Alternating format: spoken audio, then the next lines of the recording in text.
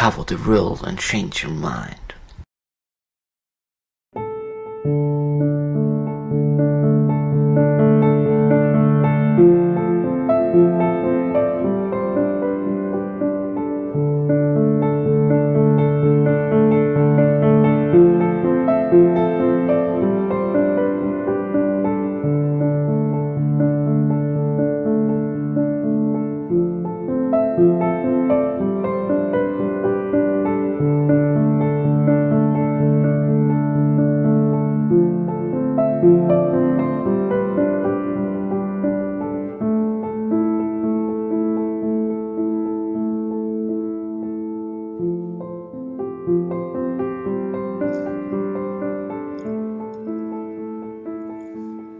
마인드가 현재 순간과 1대1로 직면할까 두려워하여 우리를 현재에서 끌어내려 한다는 것을 우리는 이미 알고 있습니다. 마인드가 현재를 두려워하는 까닭은 자연스레 현존하는 걸 겁내기 때문이에요. 마인드는 무엇이든 다 장악하고 싶어 하는데, 그러나 살아있는 생명과 진정한 삶을 그렇게 할 수는 없지요. 사실 꾸며낸 규칙과 법칙에 아랑곳하지 않고 저절로 자연스레 이어지는 흐름을 그 누군들 제 손아귀에 쥘 수 있겠습니까?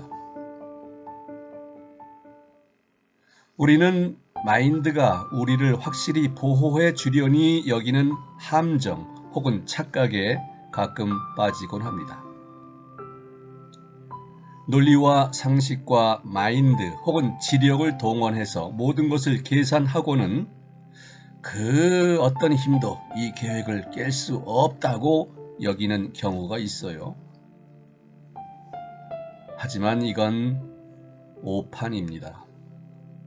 왜냐하면 엄밀히 검증된 계획마저 망가뜨릴 수 있는 요소들이 우리 인생에는 예상치 못하게 많지 않습니까?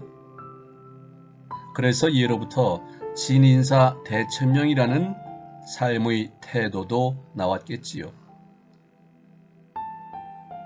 바로 이 예측 불가능성과 자연 발생적인 것을 우리네 마인드는 두려워합니다. 그리고 이 두려움을 우리한테 옮기지요. 감염시키는 겁니다. 이 두려움 때문에 우리는 진정한 자신과 존재에서 떨어져 나오게 됩니다. 그러고는 그렇게 함으로써 진정한 보호를 스스로 차단한다는 것을 깨닫지도 못해요. 왜냐하면 진정한 보호란 우리가 존재와 하나 되고 거기에 헌신할 때 존재가 해주는 것이니까요. 마인드는 보호한다는 환상만 주는 것일 뿐, 진정한 보호는 우리가 존재와 합일, 하나가 될 때 바로 이 존재에서 나옵니다. 그러나 존재와 합일하여 그 일부가 되기 위해서는 현재 순간과 연결되고 여기에 푹 잠겨야만 가능하다는 점을 염두에 두어야겠지요. 또 그러기 위해서는 현재에 대한 두려움을, 안절부절 못하는 마인드가 우리한테 심어놓은 두려움을 이겨내야 합니다. 그런데 현재를 겁내지 않으려면 또 무슨 묘책이 있을까요? 먼저 이런 점을 인식해야겠습니다. 즉, 직접적인 위험에 접하여 그 반응으로 두려움이 생기는 경우는 매우 드물다는 사실. 우리에게 있는 두려움 대부분은 진짜 원인이 없는 두려움이에요. 이것이 걱정, 근심이나 동요, 불안, 신경증 등 갖가지 형태의 포비아로 나타납니다. 달리 말해 우리는 지금 여기서 실제로 벌어지는 것을 겁내는 게 아니라 앞으로 발생할지도 모를 일을 겁내는 겁니다. 왜 그렇게 되는지 이해하기는 어렵지 않아요. 왜냐하면 마인드가 우리를 상상의 미래로 데려가는데 이 미래가 실제 일어날 수 있는 현실적인 것과 아무 관련이 없는 경우가 대부분이니까 그렇습니다. 모든 두려움은 인간의 가장 큰 두려움인 죽음의 두려움에서 비롯되는 것이라고 흔히들 생각하지요. 그러나 에크하르트 톨레는 이렇게 제시합니다. 상황을 다른 각도에서 보고 죽음의 두려움이 실제로는 거짓된 나인 에고에 속하는 것임을 알아차리세요. 바로 에고가 죽음을 두려워하는데 이것도 물리적인 죽음보다는 소멸을 무서워하는 겁니다.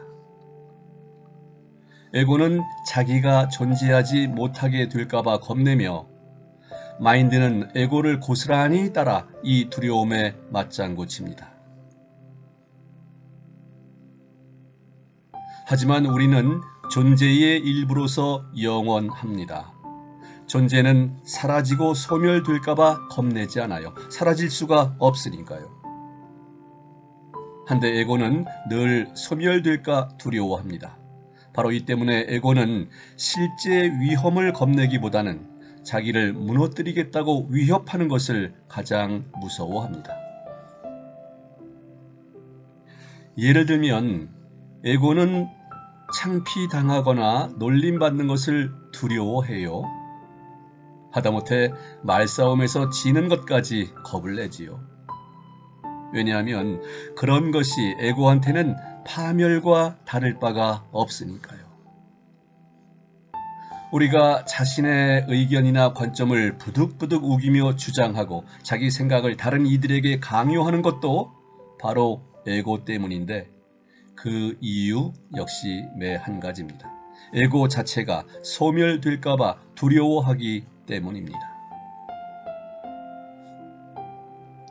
우리의 두려움 대부분이 실제가 아니라 현혹된 것임을 실감하려면 현재 순간과 결합하여 당장 이 순간에 나를 위협하는 게 무엇인지 알아내기만 하면 됩니다. 당장 이 순간에 그런 위협이 없는데 뭔가를 두려워한다면 마인드가 실제와는 아무 상관도 없는 환상을 만들면서 우리를 보호하기는커녕 오히려 겁을 준다는 뜻이에요. 마인드의 농간입니다. 마인드는 두려움과 보호를 헷갈리면서 혹은 헷갈리게 하면서 이 두려움을 이용합니다. 우리는 가끔 두려움을 품지 않을 수 없는, 두려움을 느껴야 마땅한 경우가 있지 않나 하고 생각합니다. 실제로 만약 내일 중요한 시험이 있거나 치과에 가야 하거나 중요한 프레젠테이션을 해야 한다면 어떻게 겁나지 않겠어? 그러면서 이 두려움이 자신을 보호한다는 착각에 빠집니다. 그러나 이건 미망일 뿐이에요. 겁내지 않을 수 없는 상황이 있다고 스스로 여기면서 자기 자신을 속이는 셈입니다. 두려움은 전혀 도움되지 못함을 우리는 분명히 깨달아야 합니다. 그건 보호장치가 아니라 착각이고 환상입니다. 이 두려움이란 것은 또 우리 삶의 실제 사건들과 아무 관련이 없는 경우가 대부분이에요. 에이, 괜히 걱정했네. 공연이 마음 졸였어. 혹은 괜히 쫄았구만. 이렇게 중얼거린 적이 얼마나 되는지 한번 돌아보세요. 두려움이 있기에 앞으로 닥칠 사건을 준비하여 무사히 지나갈 수 있는 것처럼 보일 때도 더러 있지만 사실은 그렇지 않습니다. 두려움이 우리를 지켜주거나 도울 수 있다는 환상을 낱낱이 파헤쳐 봅시다. 그러면 두려움이 없어질 거예요.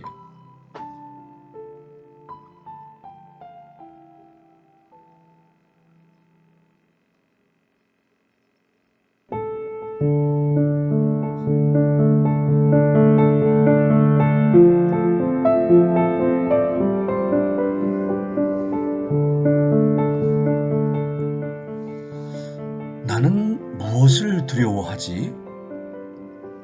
한번 생각해 봅니다. 내일이나 앞날이 어떤 걱정과 불안을 일으키나요?